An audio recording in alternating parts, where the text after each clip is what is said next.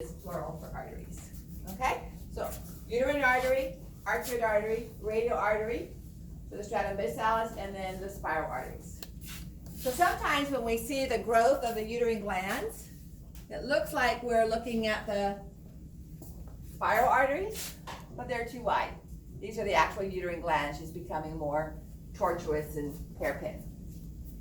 So we'll look at that in more detail when we look at the hormonal changes on the uterus.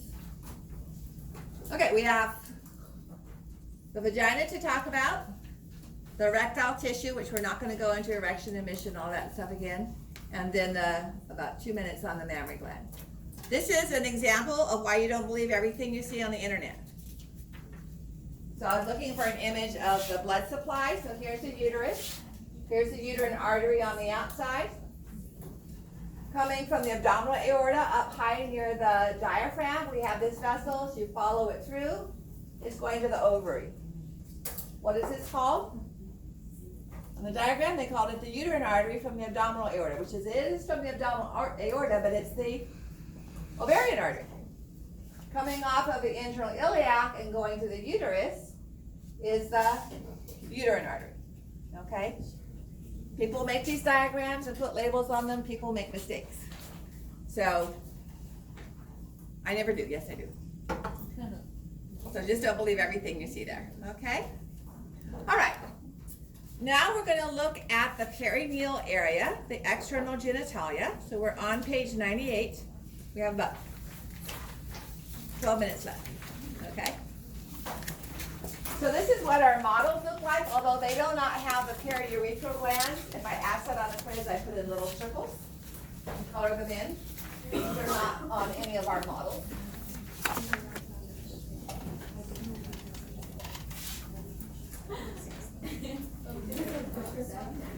So I'm going to show it to you from this vaginal view and then from a perineal view. So this is the bladder. This is the urethra, vagina, rectum. I swear, I was teaching the upper division growth anatomy course with cadaver at Sac State back in the early 2000s, and we had a hemisection like this of the female pelvis. And I tagged the vagina, and I had about 3 out of 30 students call it the urethra. And it's like, but you can see, you can follow it. So I keep trying to tell students, follow it, especially in the cadaver, follow it to the beginning and the end. You can see whether it's becoming the uterus or emptying into the bladder, so you can actually tell. Not to dig just on Sac State students, but I had this model out on a lab exam when I wasn't using PowerPoint, and I had 2 students call the ovary the testes. Okay, so you got to figure out where you are. Don't assume right away. Take the time to think about it and figure out at least what gender you're in. So the vagina is a non-cornified stratified squamous epithelium. I kind of skipped over that because I've talked about it so much already. But if you want to turn back to page 96, there are a couple things I want to say. It's a muscular tube, non-cornified stratified squamous, no glands with ducts empty into the vagina. It does become moistened with sexual excitement, but that is fluid that just seeps through the epithelia. There's no ducts that secrete any fluid in there. Okay? We do have this gland. We already talked about the bulbourethral gland being homologous in the female to male. It's also known as bulbourethral, so you might as well call it the same thing in male and female. But it's also given the name greater vestibular or lesser used Bartholet, same thing. It does not lubricate the vagina. Its duct empties onto the labia minora. All right, so if there is intercourse, the penis can certainly drag lubricant into that, but the duct itself is not secreting into the space. There is a small membrane that partially blocks the opening to the vagina, known as the hymen. It actually can be completely blocked, and in that case needs to typically be excised, hopefully by a doctor. So when the girl starts puberty, there's not a blockage, okay? In some cultures, along with female circumcision, the labia minora are stitched closed after each menstrual cycle. And then the sutures are cut, and then after menses is over, stitch close again, okay? This is the labia minora here, no hair follicles, vaginal opening. This is the vagina after intercourse, all right, so it's stretched more. So for a long time cultures, if the woman didn't bleed the first time she had intercourse, then she wasn't a virgin. But nowadays, there's tampons, they go from little to big, there's horseback riding, there's digital intercourse, so there's a lot of different ways in which the hymen can be stretched without bleeding. Better not to anyway. You don't want to have your first intercourse to be painful. Here's the opening for the urethra. All right, so in the male and the female, obviously it's not surrounded. But this is the labia minora is homologous to the shaft of the penis. So under influence of the phenotypical hormone that's going to fuse around the urethra in the male to form the skin of the shaft of the penis. In the female, it does not. So that's our labia minora, and then the outer, more fleshy fold is the labia majora. So here we have the hair follicles, and that in the male fuses to form the scrotal sac, okay? Now, this is called the mons pubis. It's a mound of adipose tissue over the pubic bone. And the pattern of hair is known as, in both male and female, is known as the escutcheon. It's a triangle. If you ever read the Da Vinci Code, and they talk about the female triangle and the male triangle. So in the male, you would have the penis down to the scrotum. That's the pattern, the triangular pattern of hair in the male. Flip it around to the top of the mons pubis, coming down towards the bottom of the labia minora. It may extend to the anal canal, and that's the pattern of hair for the female. Okay, just because of the orientation of those external genitalia. So here's another indication of how the homologous structures are related. So in the undifferentiated, the genital tubercle in the male is going to become the glans penis. The genital tubercle in the female is going to become the glans clitoris. Okay. Then we have the urethral folds, which close. Here's that seam I was talking about earlier last week. It closes to form the shaft of the penis, and then the female forms the labia minora. Okay. Then the labial scrotal folds form the scrotum or the labia majora.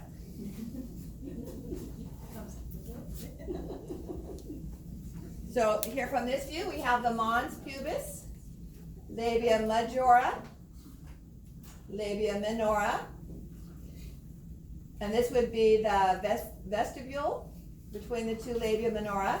Here is the glans clitoris, homologous to the glans penis from the genital tubercle, and the labia minora forms the prepuce or hood of the clitoris, same as the foreskin, right?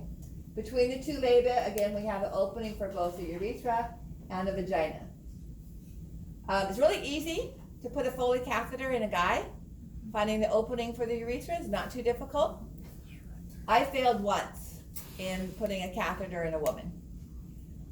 She was going in to have her baby delivered by C-section. I swore I was in there. There was no other opening I could think of, but I didn't get any urine flow outward. So finally, after 20 minutes, I said, forget it, they can do it while she's in the OR under anesthesia. So I don't know if I was actually in there and then she just had no urine in there, so there was no outflow. A Foley catheter is a more permanent one. You fill it with fluid, it creates a donut in the bladder, and it has been pulled out by people. You can imagine the trauma it does, okay, but it's not supposed to be. A straight catheter is just going in and out, emptying the bladder. You don't want them to have a full bladder during the delivery, okay? So let's now look at the erectile tissue. I'm going to draw it from this diagram, but this is the one on letters that's similar to the male. So apparently I had it on the schedule to do the clay stuff today, but we'll do it on Monday. I think we'll have more time. Give you some time to pick it up if you haven't gotten it. Okay? So when you do, we're going to do the male first. And when you do the female, it's the same without the corpus spongiosum, just a little bit smaller. So we'll draw the female pelvis. The pubic angle, if you recall, is much wider, even wider than I've drawn it there. But the subsequent tissue is going to be present. So we started out with the crus of the penis, and here's the crus of the clitoris. It's not even long enough to get down to the ischial ramus, so just the inferior pubic ramus.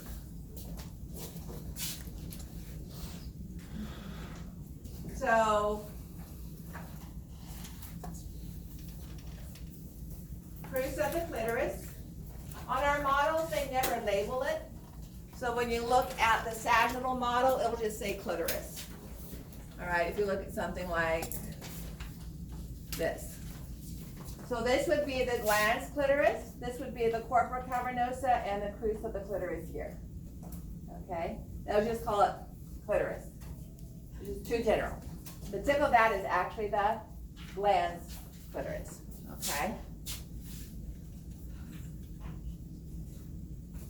So the crus of the clitoris. And then remember, once it came off the bone in the male, we called it the corpora or corpus cavernosum. So I'm just going to draw it down, not that it doesn't become erect, but it will fill with fluid, and we have erection just like we did in the male.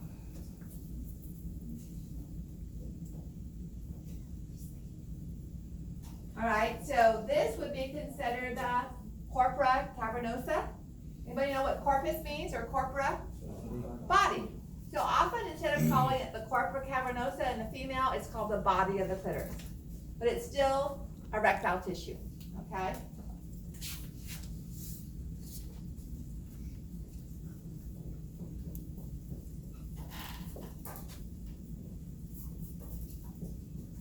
Or one singular would be corpus cavernosa, but like I said, I'm not going to worry about singular or plural. Now, we still have the deep transverse perineal muscle. We can just see more of it. But we have the vaginal and urethral openings. So that means that the bulb of the vestibule is going to be split as well. We're not going to have one bulb, all right? We have two. It's split. So this is identified as the bulb of the vestibule.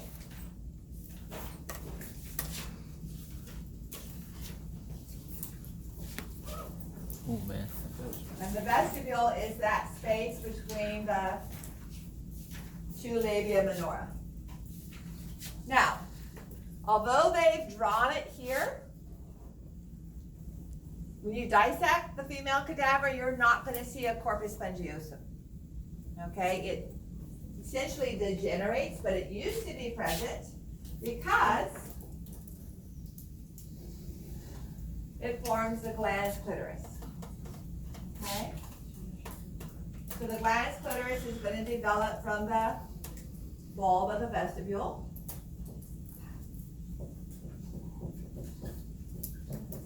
And of course, that's covered by the labia minora to form the prepuce or hood of the clitoris. Our muscles are the same. So what covered the crus of the clitoris? What was the muscle that covered the crus of the clitoris in the male? The crus of the penis in the male? Nope, the other one. Ischio cavernosus. So you can see it here. All right. And I can actually take us to a better view of that. So here is the here's the ischio cavernosus, and we have two separated bulbospongiosus muscles.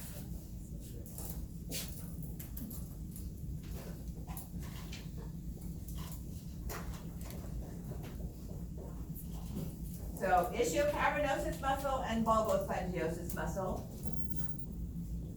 which are skeletal muscles.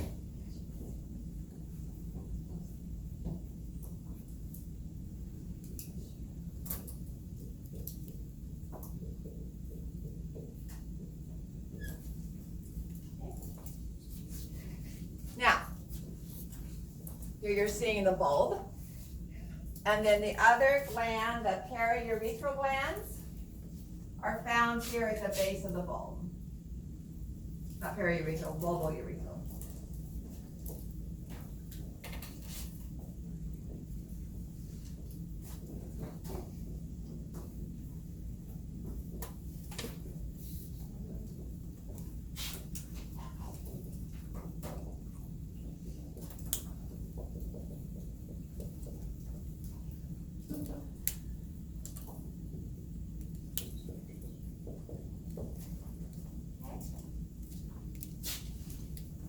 So what is circumcision in the female? I'm sorry, circumcision in the male? Removal of the prepuce or foreskin. It was actually outlawed in San Francisco a few years ago. For a short period of time, it was considered to be child abuse, but it's a central part of many cultures, all right? So that law was repealed. And a long time ago, 25 years or so ago, an article came out, I don't know, it was Journal of Andrology or Pediatrics, in which pediatricians said that there was no health reason to have a male circumcision, that the guy could be taught as a young child to retract the foreskin and clean carefully, and that was fine. Within 3 or 4 months, Journal of Obstetrics and Gynecology came out and said, while it might be of no significance to the male, a woman who had intercourse with men who were not circumcised were more likely to develop cervical cancer, okay? Because it's a matter of cleanliness, it's the HPV, the virus, and all of that. So they recommended that if you're gonna have intercourse with a guy, that you do with a guy that's been circumcised. And I don't know that anybody follows that as a rule, but it's still up to the parents, unfortunately. Most parents do this. We did it with our boys before they ever had a chance to say yay or nay. My oldest son's babysitter had her son circumcised when he was 5. I don't know if they asked him whether he wanted to or not. As an RN working labor and delivery, babies were circumcised. Moms usually stayed in the hospital for 3 days and the babies were circumcised before they left. It was usually the obstetrician that did it. And we had these boards that had depressions shaped like a baby with Velcro straps. And I would put the baby in there, strap it down, and they'd scream their heads off until they fell asleep. And then the doctor would come in, he'd put a metal ring, pull back put a metal ring around the penis, pull back the prepuce, and then put another ring around it and basically screw it down. And it was so tight it cut off any circulation or supply. A quick sweep of the scalpel, application, removal of the rings, application of petroleum jelly that had been treated with a powdered anticoagulant on vod strips with Vaseline, and we changed them every time the diaper was changed, and that was it. So I'd done hundreds of not done them, but participated in hundreds of circumcisions. So when it came time for our son, it was a pediatrician that did it a week after we brought him home from the hospital, because the stay was 24 hours. And he had a Jewish last name, so I don't know if that was why he did it a week later. My friend's son had it done in 3 days. In Jewish tradition, that's 7 days, a week after birth. It happens to be at the time when the vitamin K levels in the baby are high enough to contribute to blood clotting. But anyway, so I'm in the room with my son and my husband, and I'm holding on to the baby's, not my husband's, the baby's big toe. And he was given a local injection at the base of the penis, which I'd never seen before. And the pediatrician said, yeah, studies have shown that they do feel pain. And so this local, there were like 2 of them, and then he really screamed. And because it was my own child, I nearly lost it. I mean, I could not look at my husband. Our knees were touching, and I'm gripping Christopher's big toe. And I knew if I looked at my husband, I would burst into tears. It was something different when it was my child. So when it came 5 years later for his younger brother, I just gave him to the nurse and said, bring him back to me when you're done. I don't want to be there.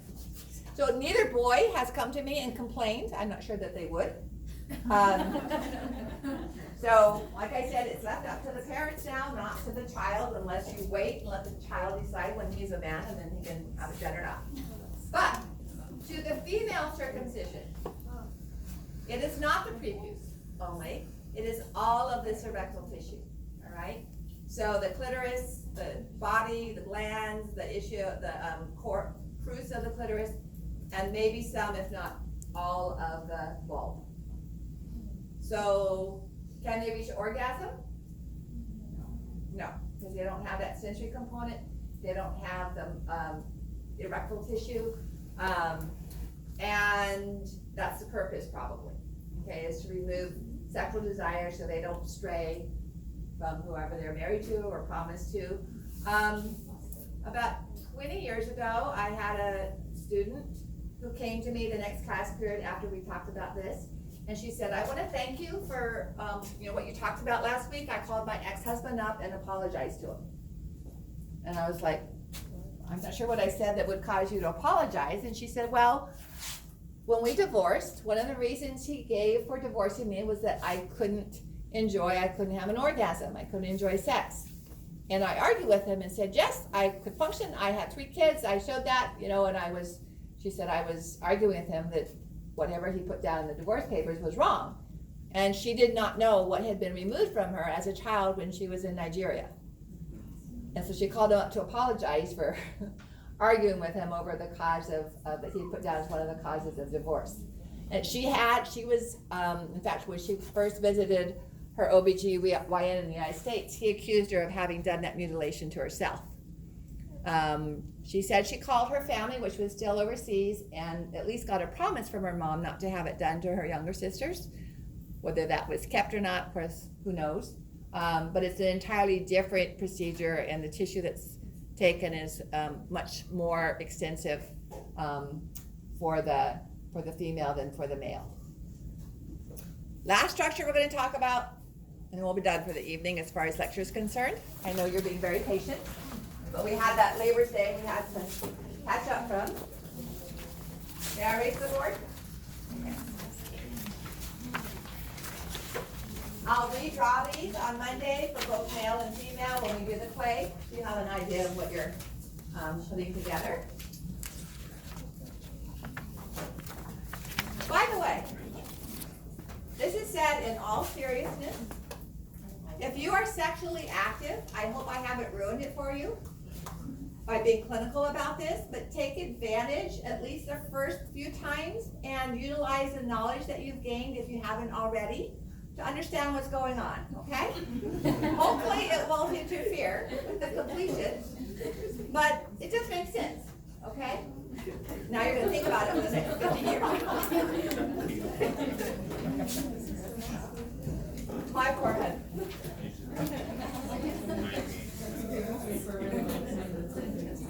When my oldest son was about 8 or 9, maybe 10, he came to me and said, Mom, how are babies made? And I said, honey, we've already talked about this. He said, I know, but, is there any other way? And I said, well, the sperm can be put into a dish with the right fluid, and the egg can be put into the same dish, and the sperm will swim to it in an egg. He said, I don't mean that, I mean normal. And I said, no, penis goes into the vagina, and what we talked about, and he thought for a moment, he goes,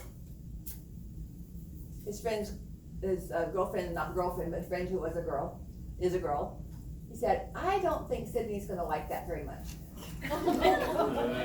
So I called her mom, and I said, by the way, our kids are talking about this, so you might want to keep an eye on them and have a talk with your daughter. So, mammary glands.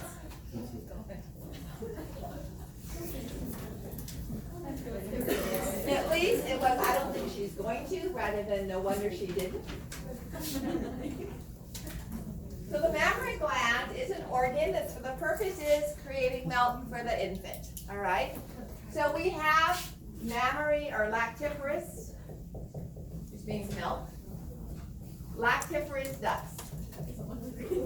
And those ducts are formed of columnar cells and empty at the nipple.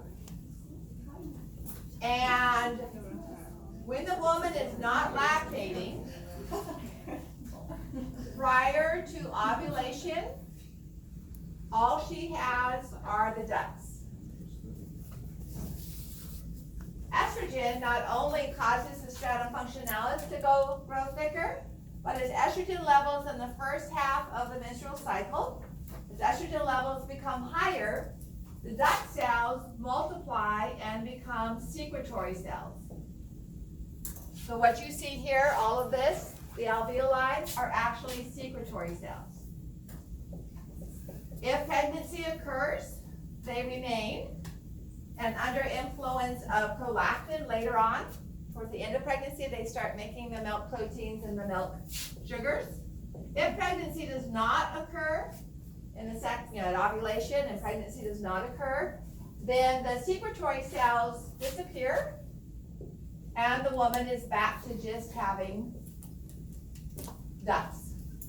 So that's the cause of breast tenderness that can occur each cycle, is the transformation of some of the duct cells to secretory cells.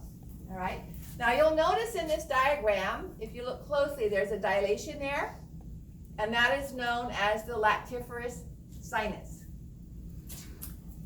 I think it's still in every textbook that's published, but about 6 years ago, I had just given this lecture, and I had an older student, not old obviously, but older student than most students here, who was a lactiferous consultant. She worked with women who had just given birth and were having trouble getting the baby to latch on and to feed. And she was very polite. She came to me after class, and she said, "I'm not sure if you're aware, but the lactiferous sinus has been shown to be an artifact."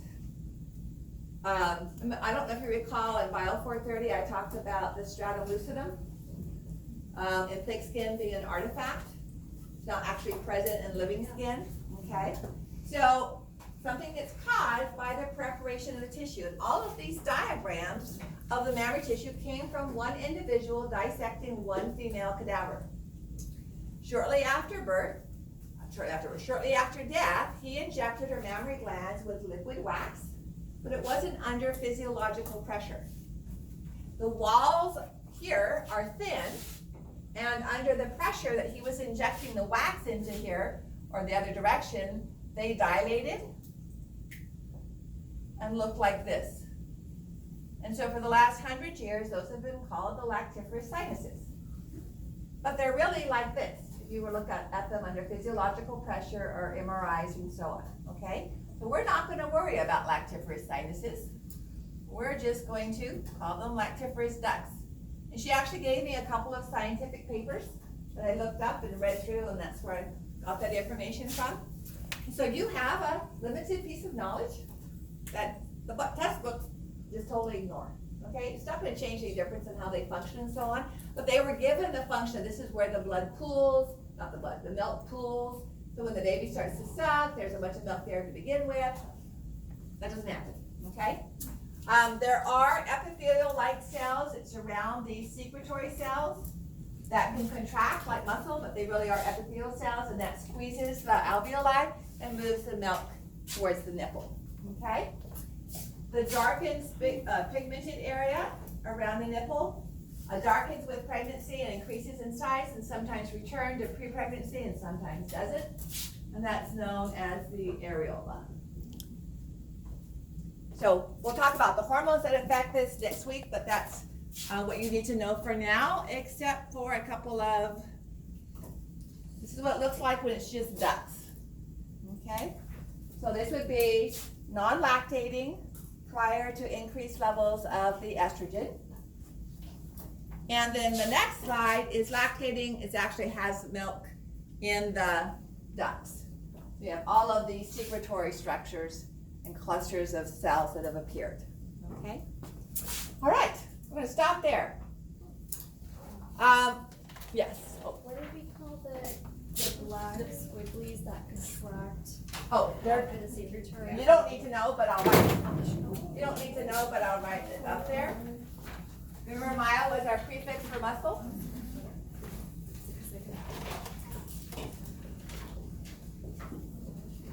So a myoepithelial cell. Okay. Alrighty. Why don't we take the quiz at you want it at 1/4 or 9? 1/4? Okay. Then we have, of course, the female reproductive models and slides to look at. I'll go ahead and put the ovaries out there because we've talked about the different follicles, so you can look at that. When we do the quiz, I might have talked about it before. I will provide you the answer sheet. This is the only time we don't do stuff that is not multiple choice. So this is the answer sheet. There are typically 6 questions, and I score out of 10. So each question is worth 2 points. If you get all of them right, if you get a 10 out of 10, you get a smiley face from me. If you get all of them right, 6 out of 10, your score is still only 10 out of 10, but you get an exclamation mark to show that I noticed that you actually got all 6 of them right. Occasionally I might do 7 questions and then you get 2 exclamation marks if you get 14 out of 10. But that 6th question means that you can miss 1 and still get a 10 out of 10, okay? You just get the smiley face. You don't get the exclamation mark because you actually missed 1 to get that 10 out of 10. You can miss 2 and still get an 8 out of 10, okay? So it's just kind of a buffer for that. So we'll do that at 1/4. I'll pass those out and explain how we do the quiz, okay?